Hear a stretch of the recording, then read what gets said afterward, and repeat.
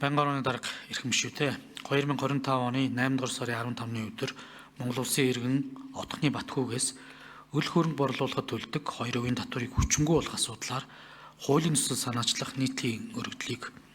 үүсгэн уг өргөдлийг 100,176 иргэн дэмжсэн асуудлыг Төсвийн байнгын ороо 2025 оны 10 дугаар сарын 1-ний өдрийн хуралдаанаар хэлэлцэж Төсвийн байнгын орооны 2025 оны 21 дугаар тогтоолоор өл хөрөнгө борлуулах төлдөг 2% татварыг хүчингүй болох асуудлаар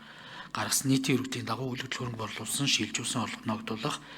албан татварын асуудлыг судалж Монгол Улсын их хурлын чуулганы уралдааны дэгийн тухай хуулийн 95 дугаар зүйлийн 95-ын 5 дахь хэсэг заасан хүрээнд сарналт дүгнэлт боловсруулах үүрэг бүхий ажлын хэсгийг байгуулсан бөгөөд ажлын хэсгийн ахлагчаар Улсын их хурлын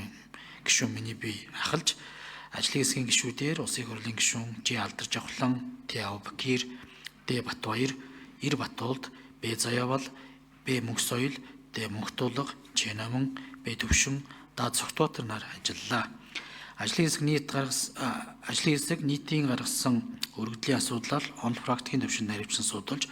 үл хөдлөх хөрөнгө борлуулсан орлогод ногдуулдаг албан татвартай холбоотой хууль тогтоомж харьцуулсан судалгаа лавлага мэдээлэлтэй танилцсан дараах асуудлыг байнгын ороонд танилцуулж байна.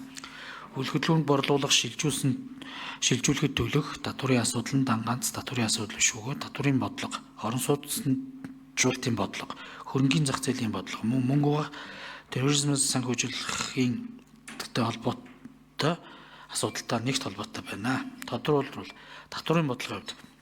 үл хөдлөлийн дүрмтэй холбогдсон татварын бодлогыг оновчтой тодорхойлж шударга өр ашигтай байдлаар хэрэгжүүлэхийн тулд аливаа дүрмгийн мөчлөгийн буюу худалдаа авах эзэмших борлуулах харилцааг цогцоор нь авч үзэх шаардлагатай байна. Өөрөөр хэлбэл харилцаа тус бүр нь үзүүлж буй татварын дэмжлэг их эсвэл бага хувь хэмжээтэй байх нь нөгөөдөө шууд нөлөөлдөг тул үл хөдлөлийн өрөнгөтэй холбоотой татварын харилцааг саланг тус уялдаатай багц судлага хэрэгжүүлэх шаардлагатай байна. Дэлхийн улс орнуудад эдгээр үе шат бүрд нийтлэг байдлаар татвар ногдуулж өөрийн улс орны онцлог тааруулан тухайн төрлийн татварыг ялгаатай хувь хэмжээ хөнгөлөлт чөлөөлтийн бодлогыг хэрэгжүүлж байна. Монгол улсын хувьд үл хөдлөх хөрөнгө дүрмгийг борлуулах үед үл хөдлөх хөрөнгө дүрмгийн борлуулалтаас олох орлогод хувийн орлогын албан татварын 2%-аар ногдуулж байгаа бөгөөд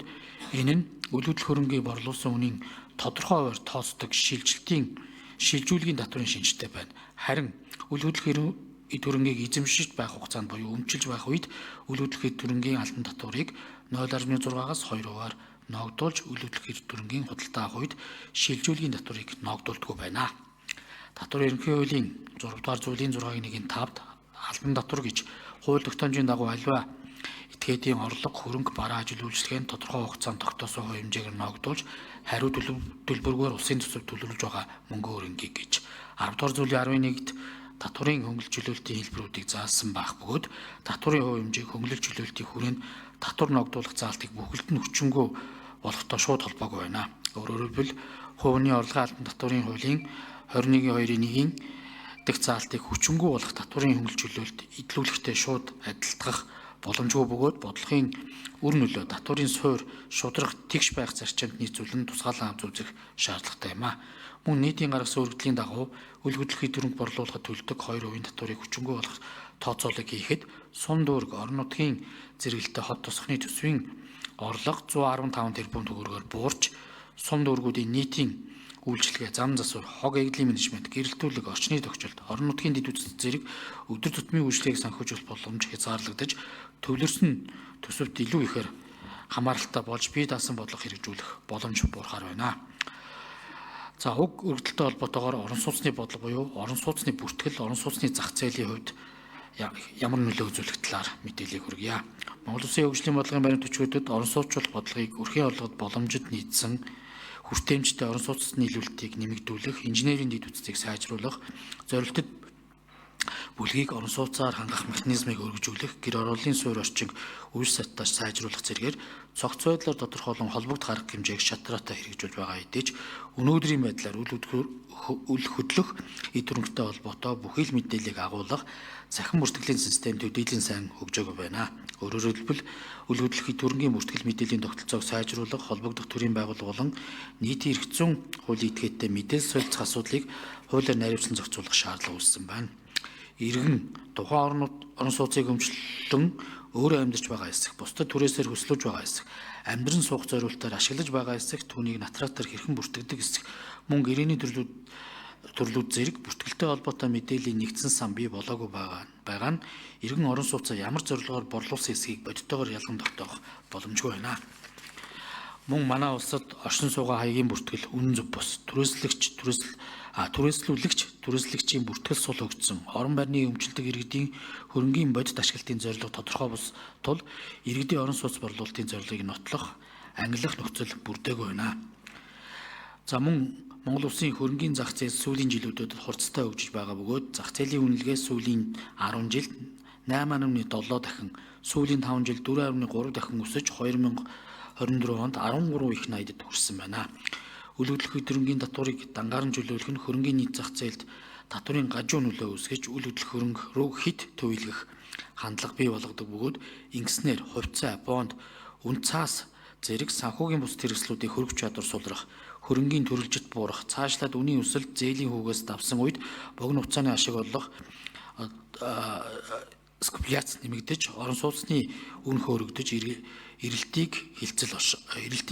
олширно. Үүний улмаас бодит хэрэглээний худалдаа авагч зах зээлд шахагдаж, орон сууцны хөрөлтөнд буурч санхүүгийн экосистем тогтворгүй болох эрсдэлтэй байна. Мөн аль нэг төрлийн хөрөнгийг хөрөнгө борлуулсны орлогын татвараас чөлөөж давуу байдал үүсгэх нь эдийн засгийн салбар хоорондын хөрөнгө орлуулалтын хэвийн хуваарлтыг алдагдуулж, инновац үйлдвэрлэл зэрэг бүтээмж өндөр салбаруудад чиглэх ёстой хөрөнгө оруулалт, үл хөдлөх хөрөнгийн салбар шилжих нөхцөлийг бүрдүүлэхээс гадна урт хугацааны эдийн засгийн хөгжилд сөргөөр нөлөөлж болзошгүй байна. Мөнгө угаах, терроризмыг санхүүжүүлэх тэмцэх тухай хуулийн 4-р зүйлийн 4.1-7 зааснаар үл хөдлөх хөрөнгө худалдан авах эсвэл худалдах аливаа үйл ажиллагаа явуулсан бол үл хөдлөх хөрөнгийн зуурчлалын байгууллага гүйлгээний талаар мэдээлэх үүргийг хүлээсэн бөгөөд энэ нь үл хөдлөх хөрөнгө зуурчлалын байгууллагуудын мөнгө угаах эрсдэлд өндөрт этгээд гэдгийг хуулиар тодорхойлжээ. Үл хөдлөх хөрөнгө нь дэлхийд даяар хууль бус орлого авилга татвараас зайлсхийх замаар олсон хөрөнгийг нууран дарагдуулах, цэвэр мэт харагдуулах хамгийн түгээмэл хэрэгсэл тооцогддог бөгөөд олон улсын санхүүгийн хориг арга хэмжээ авах байгууллага буюу ФАТУ нь үл хөдлөх хөрөнгийн салбарыг мөнгө угаах болон терроризмыг санхүүжүүлэх өндөр эрсдэлтэй салбар гэж тодорхойлдог. Үл хөдлөх хөрөнгө борлуулсны орлогыг татваргүй болгох нь өмчлөл хөрөнгийн урсгалын талаарх татварын мэдээллийг давхар хяналтыг сулруулж, гүйлгээний дод байдлыг бууруулж, мөнгө угаах, терроризмыг санхүүж эрсдлийг нэмэгдүүлэх бөгөөд ФАТУ-аас онцолдог үл хөдлөх хөрөнгийг мөнгө угаах зорилгоор түгээмэл ашигладаг үл хөдлөх хөрөнгийг үнийг зориудаар өндрөөр эсвэл багаар тогтоох замаар гүйлгээнд оруулах, 3 дахь этгээдийн ашиглан жинхэнэ өмчлөгчийг нуун дарагдуулах, хөрөнгийн их усрыг нуухын тулд үл хөдлөх хөрөнгийн бэлэн мөнгөөр худалдаа авах, үл хөдлөх хөрөнгийг худалдаж аваад маш богино хугацааны дотор дахин худалдах замаар хөрөнгийг цэвэршүүлэх зэрэг мөнгө угаах өндөр эрсдэлтэй аргуудыг илүү хэлбэрээр үлдэх боломжийг нэмэгдүүлэхээр байна. Үл хөдлөх хөрөнгийн татварыг чөлөөлөх асуудал нь улсын мөртөлийн ерөнхий хууль, хөрөнгийн эрхийн мөртөлийн тухай хууль, үл хөдлөх хөрөнгийн барьцааны тухай, үл хөдлөх хөрөнгийн албан татварын тухай, хувийн орлогын албан татварын тухай, аж ахуйн нэгжийн орлогын албан татварын тухай, аж ахуйн нэгжийн орлогын албан татварын тухай, хөрөнгийн үнэлгээний тухай, орон сууцны тухай, мөнгө угаах болон терроризмыг санхүүжүүлэх тухай хууль болон холбогдох бодлогын бичиг баримтаар зохицуулагдж байна. Иймд ажлын хэсэг нь дээр дурдсан хууль тогтоомжийн судалгаа мэдээллийг тооцоод үндэслэн нийтийн өргөдөлд дурдсан асуудлыг Монгол Улсын их хурлын чуулганы уралдааны дэгийн тухай хуулийн 95 дугаар зүйлийн 95-ын нэгдэх заалтад заасны дагуу холбогдох бодлогын бичиг баримт хууль тогтоолын төсөл боловсруулах асуудлаар засгийн ажилд чиглэл өгөх тухай улсын хурлын тогтоолын төслийг боловсрууллаа.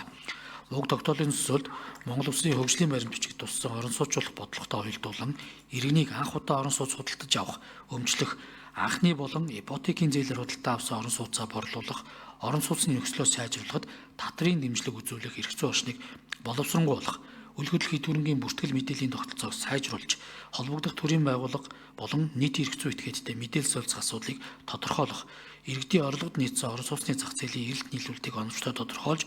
үл хөдлөх хөрөнгийн болон хөрөнгийн зах зээлийн үнэлгээний хууль эрх зүйн орчныг сайжруулах, үл хөдлөх хөрөнгийн татвараас чөлөөлөх татвар ногдуулахтай холбоотой зохицуултыг оновчтой болгох, хөрөнгийн өмчлөл, хөрөнгийн урсгалын талаарх татварын мэдээллийн давхар хяналтыг сайжруулах, гүйлгээний ил тод байдлыг хангах, мөнгө угаах, терроризмыг санхүүжих эрсдлээс урьдчилан сэргийлэх арга хэмжээг авах, энэ хүрээнд тусгай хамгаалалттай газрууд баригдсан орон сууцнд татвар ногдуулах, төсвийн орлого нэмэгдүүлэх, татвараас чөлөөлөхгүй байх,